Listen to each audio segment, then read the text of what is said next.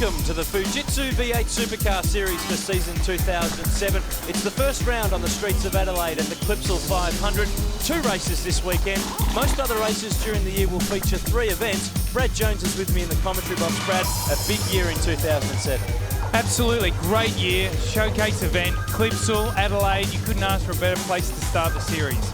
It's a perfect platform for young drivers looking to make their mark in the overall V8 supercar scene. A fantastic place to audition for the endurance races, and we've got 7 rounds of Fujitsu V8 supercar racing in 2007. Let's take a look though at the 13-turn Clipsal circuit. One of the most demanding circuits we go to this year. No time to rest. We run through the S's pretty tight out of 7, 8, the most demanding corner on Australian motorsport. Through 11, real passing opportunity into 13. And of course the finish line. Well, there's certainly a very good lineup for the Fujitsu V8 series in 2007, and they're all here for different reasons.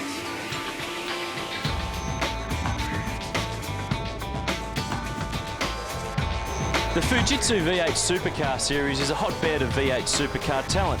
Some of them are looking to make names for themselves as big-time champion drivers in the future. Others are merely trying to make a name for themselves in the overall sport in general. One man returning to the category is a former champion in Simon Wills. Simon, why are you back?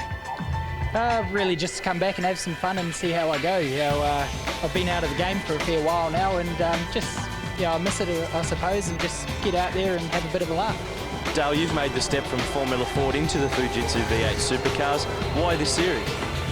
Well, I guess I'd really like to, go over to the UK and pursue the open wheeler style of things. But at the moment, the goal is Australian V8 Supercar Championship, and this seems to be the most logical choice. Luke, you've spent some time before in the Fujitsu series, also in the main game. I guess this is important to run in this series to keep your miles up before Sandown and Bathurst. Yeah, it certainly is. Obviously, it's important to keep miles up in these cars, obviously for the Enduros. But it's also a great opportunity to run with a new team, new sponsor, HPM Racing, new to the sport. So hopefully we can be really successful together. Well, the Fujitsu V8 Supercar Series is also a place for young drivers to make a name for themselves. For others like Mark Howard, it's simply a case of having some fun away from the rigours of business. Yeah, that's right. If we just keep going a little bit better each year, then that's good enough. They might say, yeah, they're here to have some fun and just go around and race, but they're quite serious when they're out there and they're out to win. This is a team that's really helping give young guys a step up. Yeah, that's right. I think it's important to put something back into the young guns, and we're happy to be in the series. Plenty of reasons to be on the grid in 2007, and there's no shortage of starters. 32 cars lining up on the grid for this first round of the 2007 Fujitsu V8 Supercar Series. Some new names, some new drivers, some new looks. Andrew Thompson to start from pole for Howard Racing. Alongside him, the newly rebranded Ford Rising Stars Racing Falcon of Michael Caruso. Kane Scott, the Kiwi, to start from the inside of row 3. That's the ex-Mark Scaife Garth Tander HRT Commodore from last year.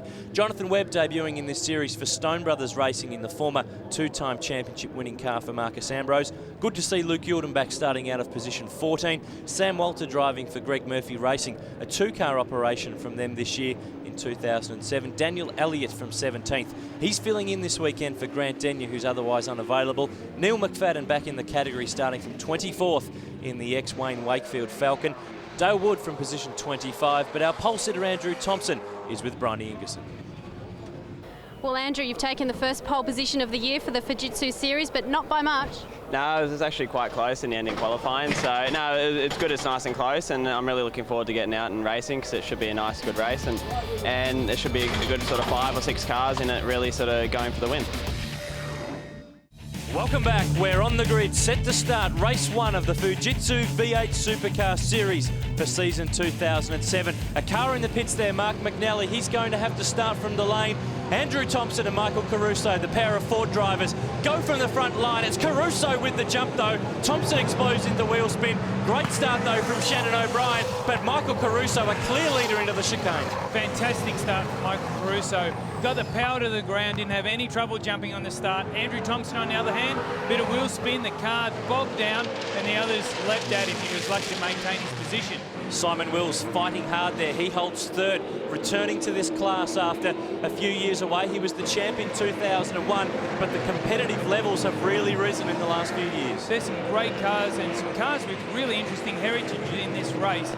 We've got some really strong Commodores from the HSV, HDT stable from last year, and Shannon O'Brien's in a bit of trouble here. He qualified really well, but he's getting shuffled back through the pack pretty quickly.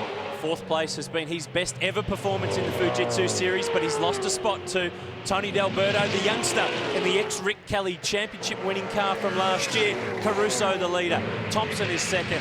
There's Simon Wills in third. And already here comes Kane Scott up the inside too.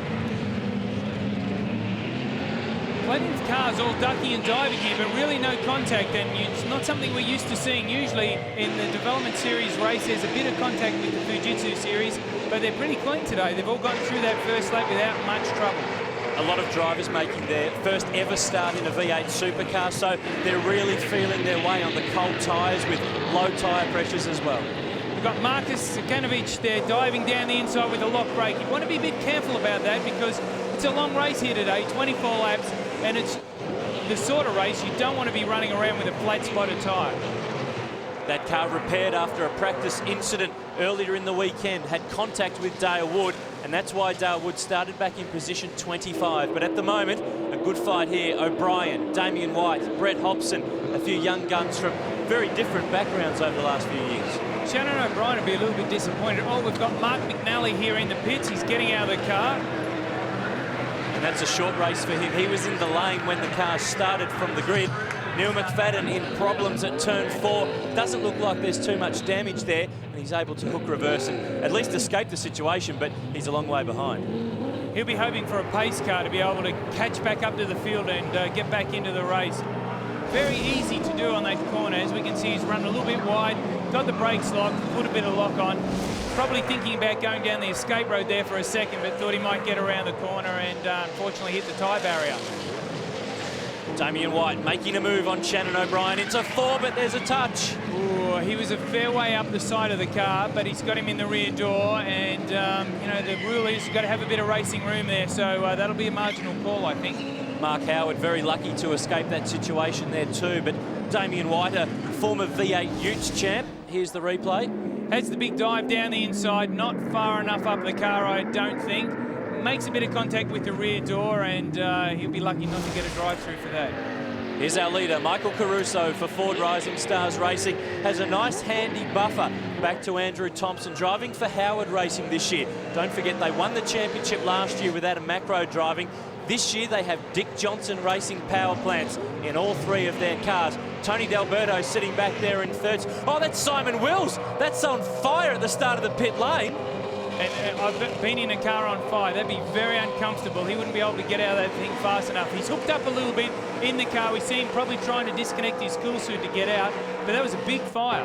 Fuel fire, it looks like. Very unusual for the back of the car to be burning like that, so there's no doubt that something's going on with the fuel system.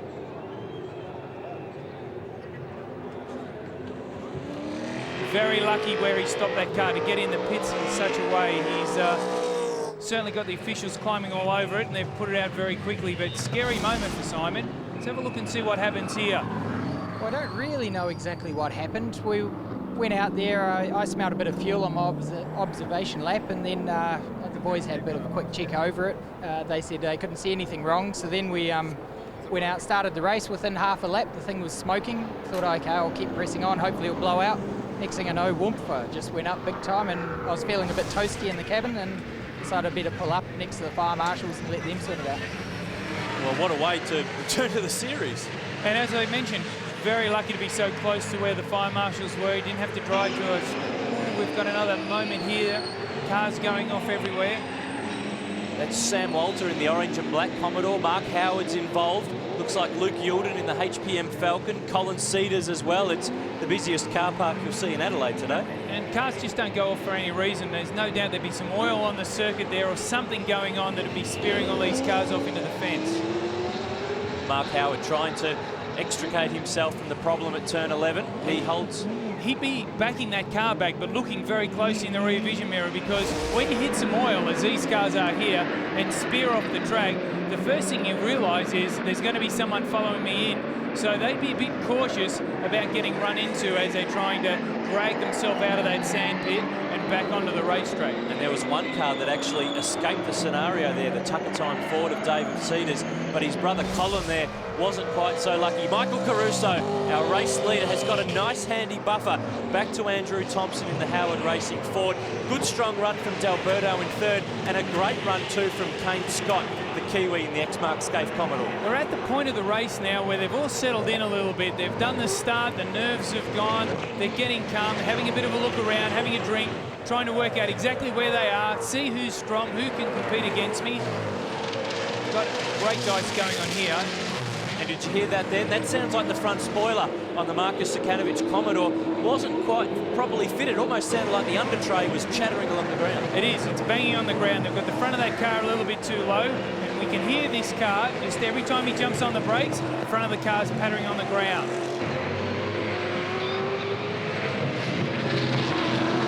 He really is wounded at the moment. Jonathan Webb taking advantage in the Stone Brothers Racing Falcon. He'll charge alongside on the run down to turn 9. And you're right, Aaron. The front of that car is tilting down. We can see it's broken the brackets or something, and it's chattering very hard on the ground. The worst part about this for Marcus is no air going under the front of the car. No air, no downforce. No downforce, no grip turning the car into the corner. And it opens it up for many passing opportunities for his other competitors. So very early in the race, lap 6, he's wounded. He'll be lucky to get to the finish with this vehicle. Jose Fernandez, one of the drivers in the Fujitsu Ford to take advantage of the ailing Commodore. He's come from the back of the grid, having been pushed there from qualifying in the top 10, though, for something very, very strange. Well, he turned up to scrutineering with a pair of gloves that didn't meet the standards, so he came back with another set and passed, and then turned up with the original set on in qualifying. Scrutineers saw that he had those gloves on, sent him to the back of the grid for the first race. I'd say regardless of what gloves he's wearing, he's obviously fired up. He's worked his way into the top 10, but it's Adam Sharp, the Englishman, driving for Howard Racing, one of 3 cars from that team this year, and now he's attacking the back of the Sukanovic Commodore.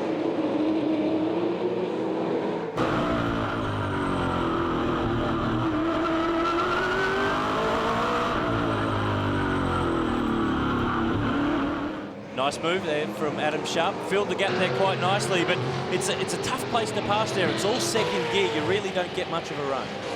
And the braking areas, the car's very hard on the nose. It's not, as you said, a very short space. It's a very fast part of the circuit.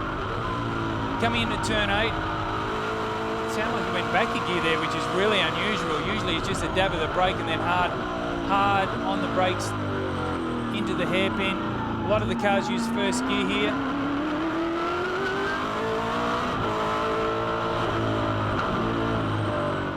Just lifting off there through that left-hander, and there's dramas for Daniel Elliott, the second of the Ford Rising Stars Racing Fords.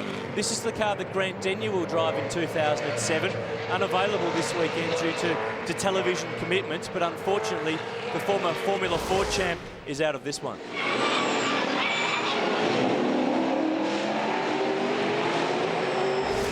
Dean Neville in problems in the Kitomi Falcon. No problems, though, for Tony D'Alberto. He's hunting down Andrew Thompson in the fight for second spot, and the Commodore is just starting to close in.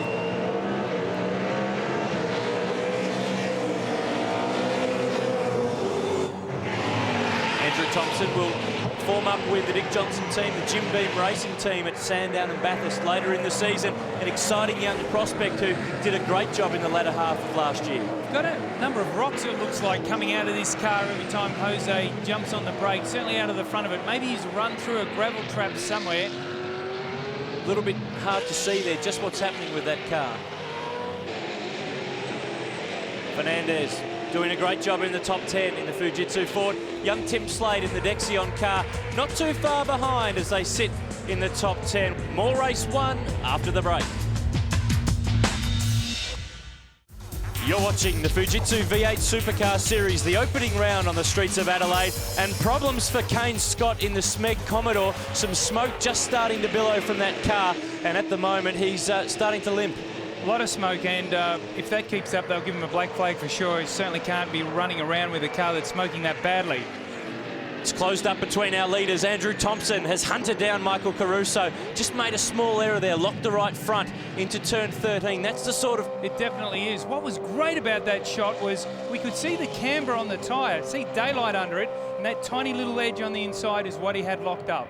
The problems for Kane Scott continue. The Commodore in the pits and out of this fight. There's Andrew Thompson, and some smoke there from the side of the 71 Ford. He's hit something there.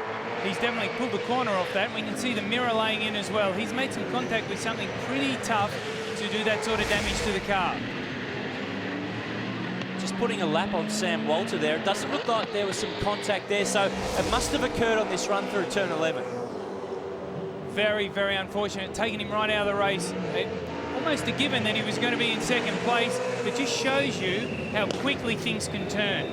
Our pit lane reporters are telling us that he's misjudged the corner with the sunlight at this time of day, has clipped the barrier and damaged the steering. He's out of the race. And from a driver's perspective, he'll be distraught. He'll be sitting in the car, he'll be sighing, he'll be angry. He'll have all the emotions going through him, and the boys will just get on the radio now and say, sorry, you're going to have to get out of the car. That's the end of the race. A long championship, 7 rounds, but you just can't afford to drop any points. Here's Jonathan Webb holding down 4th at the moment, and the man on a mission is Jose Fernandez. He's come from outside 30th, and he's up to position 5. Running Jonathan Webb down, he's got good speed, has Jose, and he's going to be attacking. There's a bit of time left here. Let's have a look at this. This was a good dive. Andrew was right on Michael's car. Michael had just locked the brake on the inside a little bit again. He was at a point in the race where he's starting to put a lot of pressure on it, and it looks like that's the corner where he's clipped the inside of the curb, done some damage, and taken him out of the race. Very, very simple mistake, but it has massive championship consequences. Luke Yilden in drama in the HPM Falcon. He was up to the fringe of the top 10, but that car not going anywhere at the moment. Part of a brand new 2-car team. Aaron McGill, his teammate, unable to start this race with some problems. But on the exit there, that looks like the exit of turn 6. So that car's buried in the tyres and he's unable to reverse. Deeply buried in the tyres. Looks like he's locked the brake. We can see on the road there a black mark that runs him straight into the wall. That'll bring the safety car out, no doubt. That car's not turning. It's not doing anything. He's hard on the brakes. He's got a little bit of lock on, as you can see from where the wheel is here. But this accident will bring the safety car out. Something's obviously broken in the steering or the front suspension to get it into that sort of position on the circuit. A chance for the drivers to take a deep breath, relax, and start to plan their assault for the final few laps. That is Adam Wallace in the Sydney Star Commodore, returning to the category this weekend after a couple of years away. Teammate to Brett Thompson this weekend, and poor Shannon O'Brien just can't take the trick in this one. Oh, well, I'm not sure whether he got hit when that car was spinning or whether he just looked in the mirror, saw the car coming at him backwards and thought, better get out of here, get off the brake, shoot down the escape road there a little bit and live to fight another day. A restart here. We're going to the checkered flag. It's a sprint to the line, and Michael Caruso leads them away. Tony D'Alberto hunting him down in the GMAC Commodore. A classic Ford and Holden fight. Caruso wouldn't have wanted that last safety car. He's just got rid of Thompson off the back of him. Got a bit of time to breathe. Now it's all closed up again under the pace car, and he's got D'Alberto there who'll be fighting pretty hard. And Michael at the moment is driving around the inside of the track a little bit. He's just trying to make sure he leaves no holes for D'Alberto to dive down the inside of him. That's Tim Slade, the rookie in the V8s in the Dexion Ford, has had a spin on the run into turn 4. Looked like a few cars had tripped over one another there, and Tim's making his first start this weekend. Had never driven this car, save for a ride day before the round at Adelaide, but the boys have got the elbows out now. There's a podium up for grabs. And these two guys are going at it pretty hard. This is a ding-dong battle here for third position on the track, and they won't want to give in at all. Caruso just able to edge clear of D'Alberto, who has had some electrical problems with this car this weekend. Has a very, very experienced guy in Glenn Seaton helping him right throughout the course of this year. But I must say, Michael's doing everything right here, nice and smooth. He's got a bit of a gap. You know, he's just on the edge of locking a brake here and there. He's back to using the circuit proper and not blocking the corners, and he's edging away from D'Alberto. He'll be back in that comfort zone, knowing that he's in a position where he's comfortable and he's pulling away from the guy who's running in second place. That looks like Adam Sharp involved in the drama with Tim Slade on that restart. And we talk about restarts. So many incidents occur when the field is tightly bunched. And I don't think that move was ever on, really. I mean, they were over on the footpath on the inside of that corner. He was never going to get down the inside. Our top two have really cleared away from the rest of the field. Caruso and D'Alberto showing them a clean pair of heels. Here's the fight for third. Jonathan Webb, and there's a touch. Well, they're behind a lap car. Jose's just turned in to take his normal line. Jonathan's seen an opportunity. He's driven up the inside of Jose. No contact. One of the things the Fujitsu cars don't seem to be doing today, which the cars in the main game get into a bit of trouble for, is racing room. Peter Wallerman hammers it into us. You've got to have racing room. You've got to give someone a bit of room. If they're up the inside of you, you've got to race with them, and not a lot of that going on today. Here's a guy with plenty of racing room. He is the leader.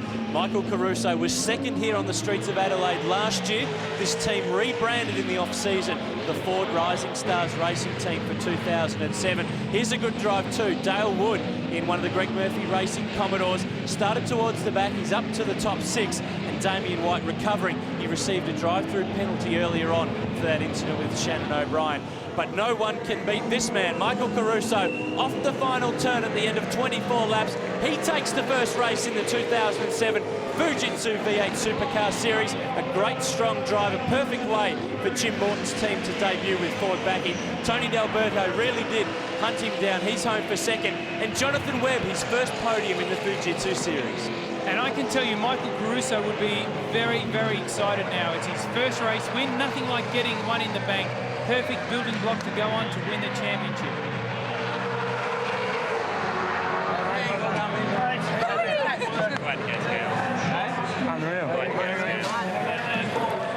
Unreal, it certainly was. Caruso the winner from D'Alberto. A great drive from Dale Wood to fight back and finish in fourth. Jose Fernandez and Tim Slade were 8th and 10th after those spins, but heartache for Brett Hobson. The gearbox broke on the second last lap, and he was a retirement. Michael Caruso, our winner, is with Bryony Ingerson. Well, Andrew, Thompson was really pressuring you towards the last half of the race there, but then an unfortunate accident for him. So he was out. Did you still feel any pressure, or could you kind of take a deep breath and relax? Oh, you're always feeling pressure. Like Tony wasn't too far away either, so no, like we only have 7 tyres to use because we lost one in qualifying, so I was trying to really look after the tyres and yeah, try to do it again. The perfect start for Michael Caruso for 2007. Stay with us, we're getting set for a start in race 2 of the Fujitsu V8 Supercar Series right after this.